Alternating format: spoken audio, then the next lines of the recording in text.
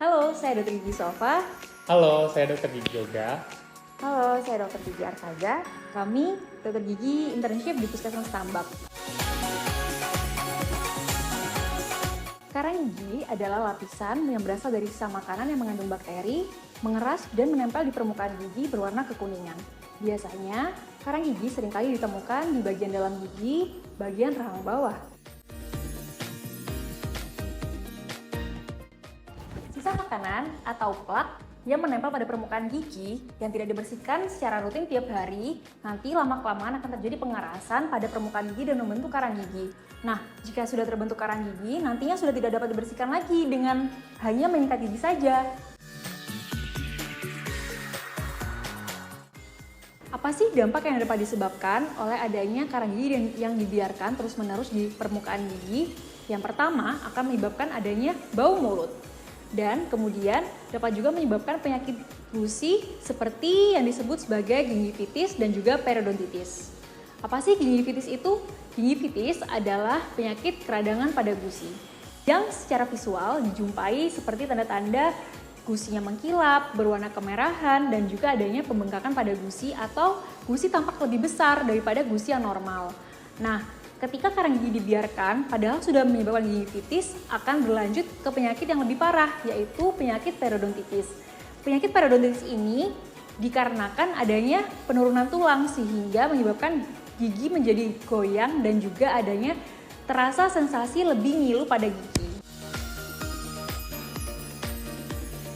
Karang gigi dapat dihilangkan dengan melakukan perawatan yang dinamakan dengan pembersihan karang gigi atau yang disebut dengan scaling. Nah, perawatan pembersihan karang gigi ini menggunakan alat yang dinamakan dengan scaler yang dapat bergetar dan nantinya dapat menghilangkan karang gigi terlepas dari permukaan gigi.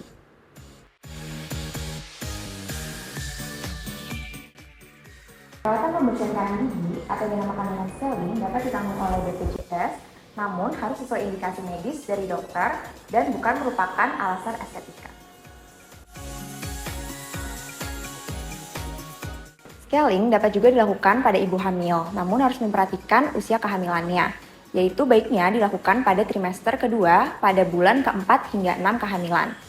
Karena pada trimester pertama, ibu hamil sering mengalami morning sickness, sehingga dapat memperparah kondisi apabila dilakukan perawatan gigi. Kemudian pada trimester ketiga, ibu hamil rentan mengalami kontraksi. Posisi duduk yang lama pada ibu hamil juga dapat menyebabkan ketidaknyamanan. Kemudian, ibu hamil juga harus rutin memeriksakan kondisi kesehatan gigi dan mulutnya saat kehamilan.